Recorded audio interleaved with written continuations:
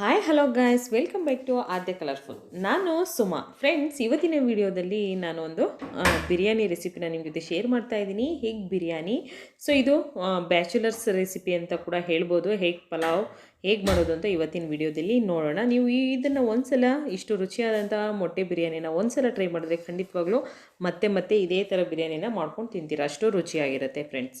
Okay, ನನ್ನ video ಇಷ್ಟ ಆದರೆ ಪ್ಲೀಸ್ ನನ್ನ ಚಾನಲ್ನ ಸಬ್ಸ್ಕ್ರೈಬ್ ಮಾಡ್ಕೊಳ್ಳಿ, ಹಾಗೆ ಲೈಕ್ ಮಾಡಿ ಮತ್ತು ಶೇರ್ ಮಾಡಿ ಫ್ರೆಂಡ್ಸ್. ಬನ್ನಿ ಇವತ್ತಿನ ವಿಡಿಯೋನ ಶುರು ಮಾಡೋಣ. ಮೊಟ್ಟೆ ಬಿರಿಯಾನಿ ಮಾಡೋದಕ್ಕೆ ಮೊದಲನೇದಾಗಿ ನಾನು ಮೊಟ್ಟೆನ ಬೇಯಿಸ್ಕೊಂಡಿದ್ದೀನಿ. ನಂತರ ಈಗ ಕುಕ್ಕರಲ್ಲಿ ಮಾಡ್ತಾಯಿದ್ದೀನಿ. ನಾನು ಕುಕ್ಕರಲ್ಲಿ ಈಗ ಒಂದು 4ರಿಂದ 5 ಸ್ಪೂನ್ ಆಗೋಷ್ಟು ಆಯಿಲ್ನ ಹಾಕೋತಾ ಇದ್ದೀನಿ. ನೋಡ್ತಾ ಇದ್ದೀರಲ್ಲ. ಸೊ ಎಣ್ಣೆ ಬಿಸಿ ಆಗಲಿ ಸ್ವಲ್ಪ. ನಂತರ ನಾನು ಒಂದು 3 ಹಸಿರು ಮೆಣಸಿನ್ಕಾಯಿನ ಹಾಕೋತಾ ಇದ್ದೀನಿ. ಬೇಕು ಅಂದರೆ ಹಾಕ್ಕೊಳ್ಳಿ, ಇಲ್ಲಾಂದರೆ ಕ್ವಿಟ್ ಮಾಡ್ಬೋದು. ಹಾಗೆ ಇಲ್ಲಿ 1 ಕಪ್ ಆಗೋಷ್ಟು ಈರುಳ್ಳಿನ ಸಣ್ಣದಾಗಿ ಕಟ್ ಮಾಡ್ಕೊಂಡಿದ್ದೀನಿ. ಇದನ್ನು ಈಗ ಮಿಕ್ಸ್ ಮಾಡಿ ಚೆನ್ನಾಗಿ ಎಣ್ಣೆಯಲ್ಲಿ ಬೇಯಿಸ್ಕೊಳ್ಳೋಣ. ಈರುಳ್ಳಿ ಸ್ವಲ್ಪ ಬೆಂದಾದ ನಂತರ ಈಗ ನಾನು ಟೊಮಾಟೊ ಹಾಕ್ಕೋತಾ ಇದ್ದೀನಿ. ಇಲ್ಲಿ 1 ಟೊಮಾಟೊನ ತೊಗೊಂಡಿದ್ದೀನಿ ನಾನಿಲ್ಲಿ. ಓಕೆ, ಟೊಮಾಟೊ ಸ್ವಲ್ಪ ಫ್ರೈ ಆದ ನಂತರ ಈಗ 1 ಕಪ್ ಆಗೋಷ್ಟು ಮೊಸರು, ಗಟ್ಟಿ ಮೊಸರು ಮನೆಯಲ್ಲಿರುತ್ತಲ್ಲ ಅದನ್ನೇ ತೊಗೊಂಡಿದ್ದೀನಿ. ಸೊ ನಂತರ ನಾನಿಲ್ಲಿ ಸ್ವಲ್ಪ ಚಕ್ಕೆ ಲವಂಗ ಪುಡಿ ತೊಗೊಂಡಿದ್ದೀನಿ, 1/4 ಸ್ಪೂನ್ ಆಗೋಷ್ಟು. ಹಾಗೆ ಪೆಪ್ಪರ್ ಪೌಡರ್, ನಂತರ ಗರಂ ಮಸಾಲ ಮತ್ತು ಬಿರಿಯಾನಿ ಪೌಡರ್ ಎರಡನ್ನೂ ಕೂಡ ನಾನು ಹಾಕ್ಕೊಂಡಿದ್ದೀನಿ. ಮತ್ತು ಇಲ್ಲಿ ಒಂದು ಸ್ವಲ್ಪ ಅರಿಶಿನ ಪೌಡರ್, ಅಡುಗೆ ಅರಿಶಿನ ಇರುತ್ತಲ್ಲ ಅದನ್ನು ಹಾಕ್ಕೊಂಡು ಈಗ ಮಿಕ್ಸ್ ಮಾಡ್ಕೊಳ್ಳೋಣ. ಇದು ಚೆನ್ನಾಗಿ ಫ್ರೈ ಆಗಲಿ ಫ್ರೆಂಡ್ಸ್. ಫ್ರೈ ಆದ ನಂತರ ಈಗ ನಾನು ಅಚ್ಕಾರದ ಪುಡಿನ ಹಾಕ್ಕೋತಾ ಇದ್ದೀನಿ. ಖಾರ ನೋಡಿಕೊಂಡು ಹಾಕ್ಕೊಳ್ಳಿ, ನಿಮಗೆ ಎಷ್ಟು ಖಾರ ಬೇಕೋ ಅಷ್ಟನ್ನು ನೋಡ್ಕೊಳ್ಳಿ. ಹಾಗೆ ನಾನಿಲ್ಲಿ ಒಂದು ಅರ್ಧ ಸ್ಪೂನ್ ಆಗೋಷ್ಟು ಧನಿಯಾ ಪೌಡರ್ನೂ ಕೂಡ ಹಾಕ್ಕೊಂಡಿದ್ದೀನಿ. ನಂತರ ಇಲ್ಲಿ ಕಸೂರಿ ಮೇಥಿ ಸ್ವಲ್ಪನ ಆ್ಯಡ್ ಮಾಡಿದ್ದೀನಿ ನಾನು, 1/4 ಸ್ಪೂನ್ ಆಗೋಷ್ಟು. ಸೊ ಈಗ ಮಿಕ್ಸ್ ಮಾಡ್ಕೊಳ್ಳೋಣ. ನೀಟಾಗಿ ಮಿಕ್ಸ್ ಮಾಡಿದ ನಂತರ ಈಗ ನಾನಿಲ್ಲಿ ಒಂದು ಜಾರಿಗೆ ಈರುಳ್ಳಿ ತೊಗೊಂಡಿದ್ದೀನಿ. 1 ಈರುಳ್ಳಿ ಮತ್ತು ಶುಂಠಿ ಬೆಳ್ಳುಳ್ಳಿ ಎರಡನ್ನೂ ಕೂಡ ನಾನು ಹಾಕ್ಕೊಂಡಿದ್ದೀನಿ. ಈಗ ಇಷ್ಟನ್ನು ಹಾಕೋಣ. ಮತ್ತು ಹೀಗೆ ಸ್ವಲ್ಪ ಕೊತ್ತಂಬರಿ ಸೊಪ್ಪನ್ನ ಹಾಕೋತಾ ಇದ್ದೀನಿ. ಕೊತ್ತಂಬರಿ ಸೊಪ್ಪನ್ನ ಹಾಕಿ ಈಗ ಇದನ್ನು ಗ್ರೈಂಡ್ ಮಾಡ್ಕೊಂಡು ಬರೋಣ.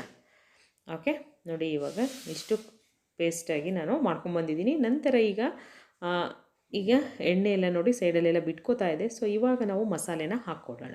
ರುಬ್ಬಿರೋ ಅಂಥ ಮಸಾಲ ಹಾಕ್ಕೊಂಡು ಇವಾಗ ಇದನ್ನು ಮಿಕ್ಸ್ ಮಾಡ್ಕೊಳ್ಳೋಣ. ಚೆನ್ನಾಗಿ ಇದು ಬೇಯೋಕ್ಕೆ ನೋಡಿ, ಎಣ್ಣೆಯಲ್ಲಿ ನಾವು ಇದನ್ನು ಬೇಯಿಸಬೇಕು. ನಂತರ ಇಲ್ಲಿ ನಾನು ಸ್ವಲ್ಪ ಉಪ್ಪನ್ನು ಕೂಡ ಹಾಕ್ಕೋತಾ ಇದ್ದೀನಿ.